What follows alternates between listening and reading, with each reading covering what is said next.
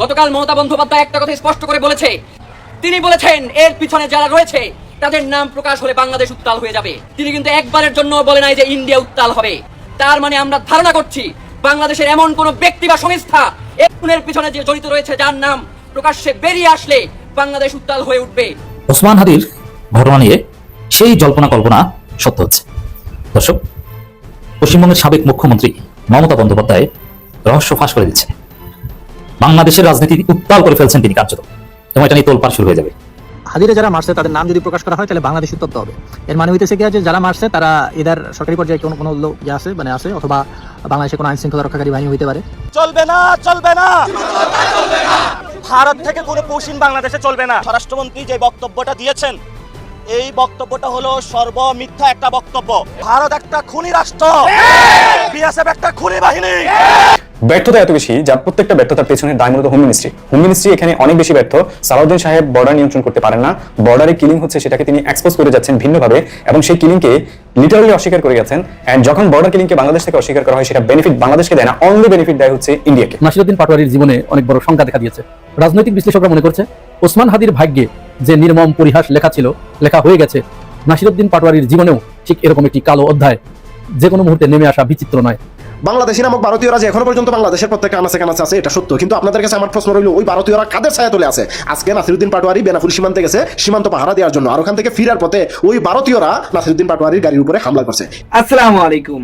আপনারা জানেন যে ওসমান হাদির হত্যাকে কেন্দ্র করে মমতা বন্দ্যোপাধ্যায় যে মন্তব্যটি করেছিল, সেই মন্তব্য করার পর বাংলাদেশ জুড়ে এক তোলপাড় সৃষ্টি হয়ে যাচ্ছে। ভিডিওর শুরুতেই আপনারা এই সংক্রান্ত বেশ কিছু ভিডিওর অংশ বিশেষ ইতিমধ্যেই দেখেছেন, এবং তার সাথে ইদানিং কালে নাসিরউদ্দিন পাটোয়ারির ওপর যে হামলা হচ্ছে তা থেকে বিশ্লেষকরা মনে করছে ওসমান হাদির পথেই হারতে চলেছে নাসিরউদ্দিন পাটোয়ারি। ভিডিওর শুরুতেই আপনারা এ সংক্রান্ত বেশ কিছু ভিডিওর অংশ বিশেষ ইতিমধ্যেই দেখেছেন।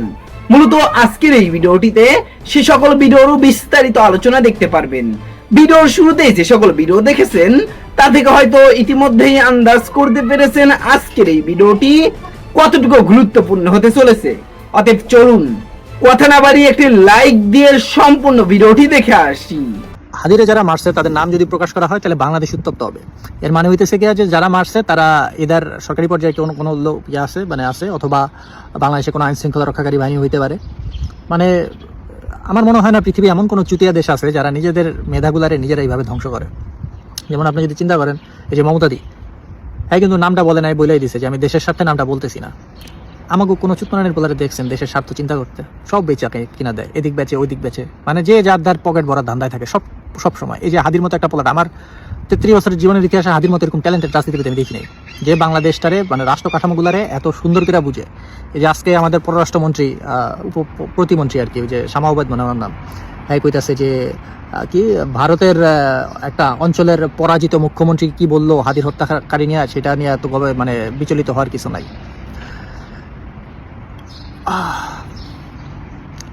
হাদি যে কি আসিল এটা না এই ইয়াং পোলাপান বুঝছে।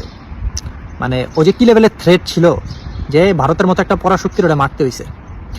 আপনাদের যে পুরা মন্ত্রী ক্যাবিনেট আছে না, এই মন্ত্রী ক্যাবিনেট পুরাটারে একা টিউশন দিতে পারতো 3 বেলা। তাও মানে আপনাদের মতো গবর মার্কা মাথা লয়া যে আপনারা কেমনে মন্ত্রী মিনিস্টার হয়েছেন আমার না মাথায় ধরে না। আপনারা হাদির সেন্টিমেন্টটা আপনারা বুঝেন নাই।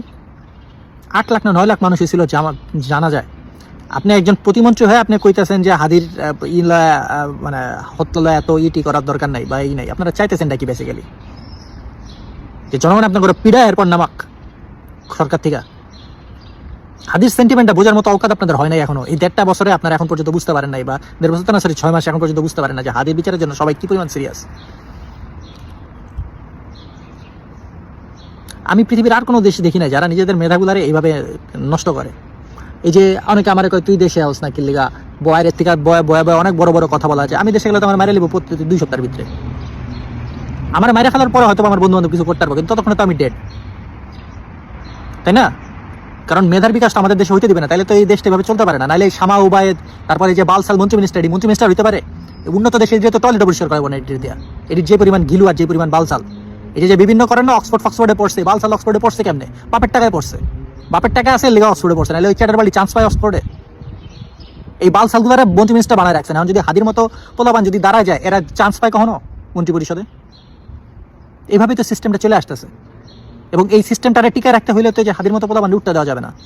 ওসমান হাদির ঘটনা নিয়ে সেই জল্পনা কল্পনা সত্য হচ্ছে। দর্শক, পশ্চিমবঙ্গের সাবেক মুখ্যমন্ত্রী মমতা বন্দ্যোপাধ্যায় রহস্য ফাঁস করে দিচ্ছেন।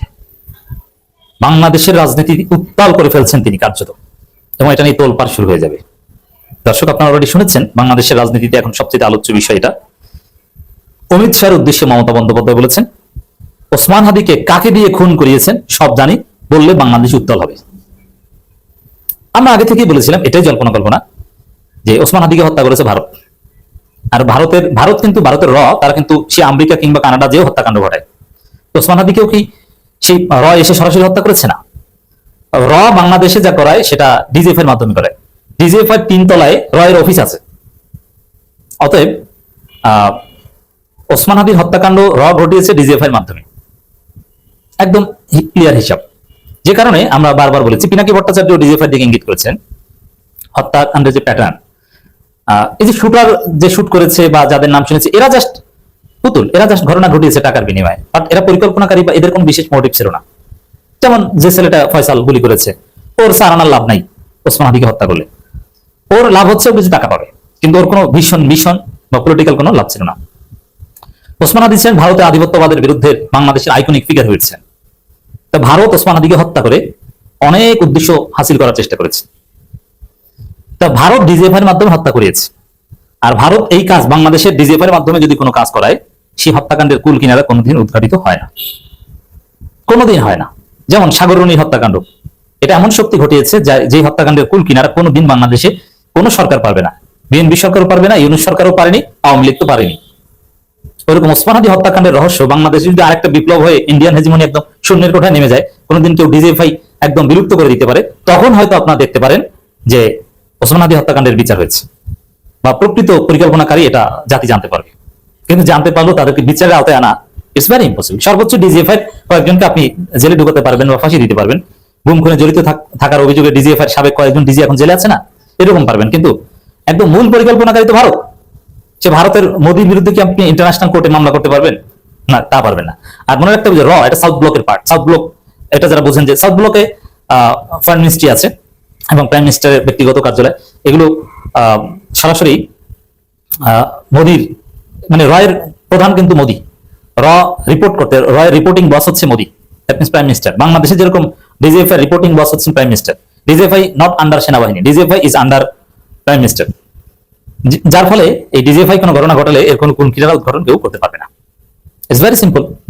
এই ডিজিএফআই কিন্তু ক্রিয়েট করা হয়েছিল কে কাউন্টার করার জন্য। জিয়াউর রহমান, শহীদ প্রেসিডেন্ট জিয়াউর রহমান বাংলাদেশের সার্বভৌমত্ব রক্ষার জন্য, রয়ের ষড়যন্ত্র রুখে দেওয়ার জন্য একটা কাউন্টার ইন্টেলিজেন্স দরকার ছিল, যার ফলে ডিজিএফআই প্রতিষ্ঠা করেছেন। কিন্তু কালের বিবর্তনে সেই ডিজিএফআই রয়ের দালাল হয়ে গেছে, এটা হাসিনা বানিয়েছে। কিন্তু ডিজিএফআই প্রতিষ্ঠার উদ্দেশ্য, মোটিভ এটা অত্যন্ত ভালো ছিল। বা ডিজিএফআই মতো একটা অনেকটা সামরিক গোয়েন্দার মতো, যদিও এটা নট ডিরেক্টলি কন্ট্রোল বাই সেনাবাহিনী, বাট অলমোস্ট লাইক সামরিক গোয়েন্দা। সেনাবাহিনীর আলাদা গোয়েন্দা সংস্থা আছে, আপনারা জানেন।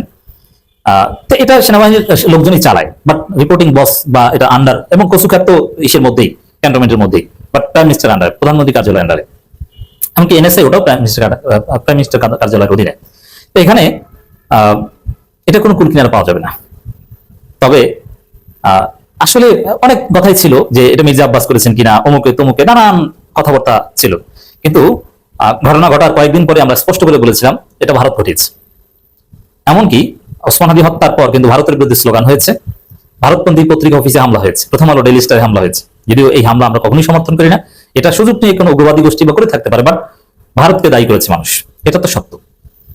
এবং তখনকার সময় নানান বিশ্লেষণে আমি বারবার বলেছিলাম যে এটা ইন্ডিয়া ঘটিয়েছে। ভারতের আধিপত্যবাদের বিরুদ্ধে এই মহানায়ক শরীফ ওসমান হাদিকে ভারত সরিয়ে দিয়েছে। এর মাধ্যমে তারা অনেক কিছু করেছে, অনেক উদ্দেশ্য বাস্তবায়ন করেছে। দুঃখজনক ভাবে হলো সত্য যে ওসমান হাদির বিরুদ্ধে বিএনপি অনেক নোংরামি করেছে, দ্যাটস ডিফারেন্ট। বাট এই যে এখন সেই কল্পনা সত্য হয়ে গেল। অমিত শাহের উদ্দেশ্যে মমতা দিদি স্পষ্ট বলেছেন যে হাদিকে কাকে দিয়ে খুন করিয়েছেন সব জানি, বললে বাংলাদেশ উত্তাল হবে। তো কাকে দিয়ে খুন করিয়েছেন?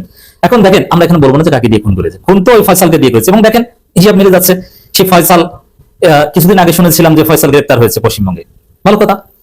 কিন্তু সেই ফয়সালকে জিজ্ঞাসাবাদের জন্য কনসুলেট অ্যাক্সেস চেয়েছিল, বাংলাদেশ পেয়েছে। বা ফয়সালকে নাকি বাংলাদেশ ফিরিয়ে আনবে, কবে ফিরিয়ে আনবে, কই এখন তার কোনো নামগন্ধ শুনি না। আর মানে দেখছেন যে ফয়সাল গ্রেপ্তার নাকি তাকে বাংলাদেশ জিজ্ঞাসাবাদ করতে পারেনি, ফিরিয়ে আনবে না কি বাল করবে, কোনো খবরই নেই। মানে এগুলো কারো হাতে না। ওসমান হাদি হত্যার রহস্য কুল কিনারা কাকে ধরছে, কাকে দিবে বাংলাদেশে, এগুলো কারো হাতে না। এগুলো ভারত যা করবে, এটা এখানে বাংলাদেশে বিএনপি সরকারের কোনো ভূমিকা নেই, এটা ভারত করিয়েছে। এই জন্য আওয়ামী লীগ এটা সেলিব্রেট করেছে। এরপরে মমতা বন্দ্যোপাধ্যায় কাকে দিয়ে খুন করিয়েছেন এটা সে সব জানে। এখন জেনে থাকলে তিনি বলতে বাধ্য, তার মানে সামনে ঘটনা ফাঁস হবে, কারণ বাংলাদেশে এরকম একটা ঘটনা ঘটেছে, আপনি কেন বলবেন না? আর তিনি সরাসরি না বললেও তার মুখ থেকে সাংবাদিকরা নানানভাবে এটা বের করার চেষ্টা করবে। এবং কাকে দিয়ে খুন করিয়েছেন অমিত শাহ মানে বাংলাদেশ মানে ভারত এটা তো প্রমাণিত হয়ে গেছে। কাকে দিয়ে খুন করিয়েছেন সেটা বললাম, আমরা না জানলাম, কিন্তু ভারত যে খুন করিয়েছে এর রাজসাক্ষী মমতা বন্দ্যোপাধ্যায়, সে জানে। সে মুখ্যমন্ত্রী ছিল, পশ্চিমবঙ্গে তাদেরকে আশ্রয় দিয়েছিল, সেই যারা শুট করেছে তাদেরকে ধরা টরা, নাটকীয়তা এগুলো বা কখন, মানে হিসাবটা দেখেন, খুন করে নিরাপদে ভারতে ঢুকে গেছে, বাংলাদেশের কেউ তাকে আটকাতে পারেনি, ভারত আশ্রয় দিয়েছে, ভারতে পালিয়ে থাকতে পেরেছে, ভারত তাকে ধরে নিরাপদে রেখেছে, বাংলাদেশে হাতে ফেরত দেয়নি। এটা ভারত করেছে, এটা স্পষ্ট, প্যাটার্ন দেখলে বোঝা যায়। অতএব খুন ভারত করিয়েছে, এটা স্পষ্ট। কিন্তু কাকে দিয়ে করিয়েছে সেটা সাংবাদিকরা আশা করি খুঁজে বের করবে, আর সেটা খুঁজে বের না করলেও সমস্যা নেই, ভারত খুন করিয়েছে এটা স্পষ্ট হয়ে গেল।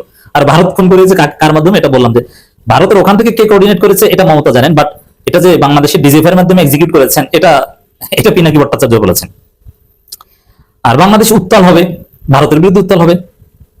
বাংলাদেশ উত্তাল তার বাংলাদেশের কারো বিরুদ্ধে না, সম্ভবত এটাই। আর এখানে সাংবাদিকরা এটা খুঁজে বের করবে বাকি রহস্য। তবে এখানে আরেকটা মোটিভ থাকতে পারে, ভারতের কাউকে এইভাবে বিশ্বাস করা যায় না। যদিও মমতা অলওয়েজ প্রো মুসলিম পলিটিক্স করে আসছে, গণতান্ত্রিক রাজনীতি করে আসছে, এখানে যে মমতা কারো একজনের নাম বললো বাংলাদেশের, তারপরে এটা নিয়ে বাংলাদেশের রাজনৈতিক দলগুলোর মধ্যে একটা মারাত্মক বিভেদ তৈরি হলো, এরকম একটা ষড়যন্ত্রের সম্ভাবনা একদম উড়িয়ে দেওয়া যায় না। এই ব্যাপারে সতর্ক থাকতে হবে। এই ঘটনার সবগুলো পার্সপেক্টিভই আমরা এখানে। নাসিরউদ্দিন পাটোয়ারির জীবনে অনেক বড় শঙ্কা দেখা দিয়েছে। রাজনৈতিক বিশ্লেষকরা মনে করছে ওসমান হাদির ভাগ্যে যে নির্মম পরিহাস লেখা ছিল, লেখা হয়ে গেছে, নাসিরউদ্দিন পাটোয়ারির জীবনেও ঠিক এরকম একটি কালো অধ্যায় যে কোনো মুহূর্তে নেমে আসা বিচিত্র নয়। প্রশ্ন করতে পারেন হঠাৎ করে এই শঙ্কা কেন দেখা দিল? হ্যাঁ, এই শঙ্কা দেখা দেওয়ার দুইটি কারণ আমাদের চোখের সামনে দৃষ্টিগোচর হয়েছে। এই দুটি বিষয়ে আমি আপনাদেরকে একটু আলোকপাত করব। এই বিষয়ে আলোচনা করার আগে আমাদের একটু বুঝে নেওয়া দরকার যে প্রেক্ষাপটটা কি তৈরি হয়েছে। ওসমান হাদি কোন প্রেক্ষাপটে এই দুনিয়ার বুক থেকে চলে গেছে, তাকে কেন হত্যা করা হয়েছে, কোন পরিস্থিতির ভিতর দিয়ে তিনি যাচ্ছিলেন যে তাকে হত্যা করা হয়েছে, এবং ওসমান হাদি হত্যাকাণ্ডের সাথে কারা জড়িত, কেন তাকে হত্যা করা হয়েছে, এটি গত পরশুদিন কলকাতার যিনি সদ্য বিদায়ী মুখ্যমন্ত্রী তৃণমূলের মমতা বন্দ্যোপাধ্যায়, তার একটি বক্তব্যের মাধ্যমে এটা একেবারে পরিষ্কার হয়ে গেছে। দীর্ঘদিন ধরে এদেশে ওসমান হাদির যারা সতীর্থ রয়েছে তারা দাবি করে আসছে হাদি হত্যার সাথে সরাসরিভাবে ভারত জড়িত, এবং ভারতের যে গোয়েন্দা সংস্থা, এই গোয়েন্দা সংস্থার মাধ্যমে এদেশে তারা এত অ্যাক্টিভ যে তারা ডিপ স্টেটের কোন শক্তিশালী মাধ্যম দিয়ে ওসমান হাদিকে হত্যা করিয়েছে। মমতা বন্দ্যোপাধ্যায় সে কথা পরিষ্কার করে বলে দিয়েছেন, সেটা গতকালকের ভিডিওতে আমি আপনাদেরকে বলেছি। আজকের কথা হচ্ছে, এই পর্যন্ত তো আপনারা জেনেছেন কেন তাকে, কোন পরিস্থিতিতে হত্যা করা হয়েছিল, ভারত কেন তাকে ওসমান হাদির মতো একজন মানুষকে বেছে নিল হত্যা করার জন্য। ভারত বুঝতে পেরেছিল, তারা তাদের গোয়েন্দা সংস্থার মাধ্যমে এবং তাদের ইন্টেলিজেন্স দিয়ে, তাদের প্রুডেন্স দিয়ে তারা বুঝতে পারে আজ থেকে 50 বছর পরে গিয়ে কি হবে। তারা বুঝতে পেরেছিল যে এই ছেলে এবার না হোক আগামীবার এমপি হবে, এমপি হলে এই ছেলের ক্ষমতা আরো বাড়বে, যখন ক্ষমতা বাড়বে তখন সে তার ওই প্রুডেন্স দিয়ে, তার ইন্টেলিজেন্স দিয়ে, তার মেধা দিয়ে এমপি থেকে সে আরো দূরে চলে যাবে, আরো বড় হয়ে যাবে। আর সে যখন ক্ষমতার মালিক হবে, ক্ষমতাবান হবে, তখন সে এদেশে যা করতে চাচ্ছে, বাংলাদেশকে ভারতীয় সাম্রাজ্যবাদ আধিপত্যবাদকে ঠেকানোর জন্য, মোকাবেলা করার জন্য, ভারতীয় কালচারাল ফ্যাসিস্টদেরকে মোকাবেলা করার জন্য যে যে পদক্ষেপ সে এখন নিচ্ছে, তাহলে এই ছেলে যখন ক্ষমতার কাছাকাছি চলে যাবে, ক্ষমতাবান হবে, তখন সে এই কাজকে আরো দ্রুত গতিতে এগিয়ে নিয়ে যাবে। যেটা 5 বছর লাগতো যে কাজ করতে, সে যখন ক্ষমতার কাছাকাছি চলে যাবে তখন এই কাজ করতে তার মাত্র 6 মাস লাগবে। এটি ভারত বুঝতে পেরেছিল। এটি বুঝতে পারার কারণেই খুব তাড়াতাড়ি তড়িঘড়ি করে এ দেশীয় কিছু অমানুষদেরকে দিয়ে, ভারতের কিছু দালালদেরকে দিয়ে এই কাজটি এখানে সংগঠিত করেছে। মূলত ওসমান হাদিকে হত্যার মাধ্যমে বাংলাদেশকেই তারা পঙ্গু করে দিয়েছে। বাংলাদেশে আর উচ্চকিত ভয়েস নাই, হাদির মতো ভয়েস নাই। তবে আশার বাণী হচ্ছে হাদির পরে এই নাসিরউদ্দিন পাটোয়ারি সেই ভয়েস নিয়ে সেই কার্যক্রম নিয়ে, সেই গতি নিয়ে দ্রুত গতিতে সামনে এগিয়ে যাচ্ছিল। কিন্তু আমরা গভীর উদ্বেগের সাথে লক্ষ্য করলাম তার পিছনেও ইতিমধ্যে লোক লেগে গেছে, তার শত্রু তৈরি হয়ে গেছে। বিএনপি ইতিমধ্যে এই নাসিরউদ্দিন পাটোয়ারির উপরে প্রায় 1 ডজন বার হামলা করেছে। তাকে মূলত এই হামলা করতে করতেই এক পর্যায়ে দুনিয়ার বুক থেকে সরিয়ে দেবে, সুযোগ পেলেই বাগে যখন পেয়ে যাবে। হামলাগুলো করছে, মনে করেন এখন ঢিল ছুটছে, ডিম ছুটছে, কখনো কখনো কিল ঘুষি দিচ্ছে। এরপরে যখন বাগে পেয়ে যাবে তখন তাকে দুনিয়ার বুক থেকে সরিয়ে দেবে। এখন কেন তাকে কেন টার্গেট করা হলো, তাকে কেন এরকম বারবার হামলা করা হচ্ছে, এবং কেন তাকে হাদির ভাগ্য বরণ করতে হবে? কারণ হাদির পরে তিনি একমাত্র ব্যক্তি যিনি সত্য কথা উচ্চারণ করতে বিন্দু মাত্র দ্বিধা করে না। আপনারা খুব লক্ষ্য করবেন কিন্তু এই নাসিরউদ্দিন পাটোয়ারি দুর্নীতির বিষয়ে কথা বলছে, চুরির বিষয়ে কথা বলছে, অনিয়মের বিরুদ্ধে কথা বলছে, অন্যায়ের বিরুদ্ধে কথা বলছে। এখন এই অন্যায়ের বিরুদ্ধে কথা বলতে গিয়ে তিনি এমন ভাবে অকাট্য দলিল দিয়ে, যুক্তি দিয়ে, চোখে আঙ্গুল দিয়ে দেখিয়ে দিচ্ছে, যখন এই একেবারে অকাট্য কথা তো অনেকেই বলে, কিন্তু তারা চোখে আঙ্গুল দিয়ে দেখাতে পারে না এবং রিলেট করতে পারে না। নাসিরউদ্দিন পাটোয়ারির একটা অন্যতম গুণ হচ্ছে, তার অন্যতম একটা কোয়ালিটি হচ্ছে তিনি রিলেট করতে পারেন, এবং যাকে উদ্দেশ্য করে তিনি এই কথাটি বলছেন তার কলিজা পর্যন্ত এই কথাটা যেয়ে গেঁথে যায়। তিনি বিএনপি 5 আগস্টের পরে জামাত ইসলামকে মুনাফেক প্রমাণ করার জন্য চরমনাই এবং বিএনপি উঠে পড়ে লেগেছিল। জামাত ইসলাম মুনাফেক। তাহলে মুনাফেক কাকে বলে? মুনাফেক হচ্ছে যারা ওয়াদা দিয়ে ওয়াদা খেলাপ করে, আমানতের খেয়ানত করে। যখন এই পর্যায়ে চলে যাচ্ছিল, বিএনপি সমর্থিত যে সমস্ত মিডিয়া আছে এখানেও জামাত ইসলামকে মুনাফেক ট্যাগ দেওয়ার একটা প্রক্রিয়া কিন্তু শুরু হয়ে গিয়েছিল এবং এটা অনেকটা সফল হতে যাচ্ছিল। এইখানে এসে একটা বাড়ি দিয়েছে নাসিরউদ্দিন পাটোয়ারি। নাসিরউদ্দিন পাটোয়ারি এই বয়ানটাই, ন্যারেটিভটা ভেঙে দিয়েছে। কিভাবে ভেঙে দিয়েছে? একেবারে সত্য সামনে নিয়ে এসেছে। এটা হচ্ছে যে আপনি আপনার জনগণের সাথে যে ওয়াদা করেছেন সেটি যদি আপনি ভঙ্গ করেন তাহলে তো আপনি মুমিন থাকতে পারেন না। মুমিন যে নয় সে মুনাফেক। যেমন বিএনপির যে 31 দফা, এই 31 দফার প্রথম দফাটাই ছিল গণভোট কার্যকর করা। ক্ষমতায় গেলে তারা অবশ্যই গণভোট কার্যকর করবে, কিন্তু ক্ষমতায় এসে তারা কি করেছে? প্রথমেই গণভোট বাতিল করেছে। এটা কিন্তু তাদের নির্বাচনী ম্যানিফেস্টোর একেবারে শুরুতেই রয়েছে, 1 নাম্বার ধারায়। এরপরে তারা বিভিন্ন ধরনের এই যে ন্যায়পাল গঠন করবে, সাংবিধানিক যে পদগুলো আছে সেগুলো রক্ষা করবে, সেগুলো তারা বাতিল করেছে। গুম কমিশন তারা বাতিল করে দিয়েছে। তারপরে সংস্কার পরিষদে যে সমস্ত আলাপগুলো হয়েছে টোটালি বাতিল করে দিয়েছে, একটাও আর ওগুলো রাখে নাই। আমি আশা করছি সম্পূর্ণ ভিডিওটি দেখেছেন এবং এই ভিডিওর সাপেক্ষে আপনার কি মতামত সেটা অবশ্যই কমেন্ট বক্সে জানিয়ে যাবেন। ভিডিওটি ভালো লেগে থাকলে শেয়ার করতে ভুলবেন না। আমাদের এই চ্যানেলে নতুন হয়ে থাকলে চ্যানেলটি সাবস্ক্রাইব করে চ্যানেলের পাশে থাকবেন, আর যারা ইতিমধ্যেই চ্যানেলটি সাবস্ক্রাইব করেছেন তাদেরকে অসংখ্য ধন্যবাদ। দেখা হবে নতুন কোনো ভিডিও নিয়ে, ততক্ষণ সবাই সুস্থ থাকবেন। আল্লাহ হাফেজ।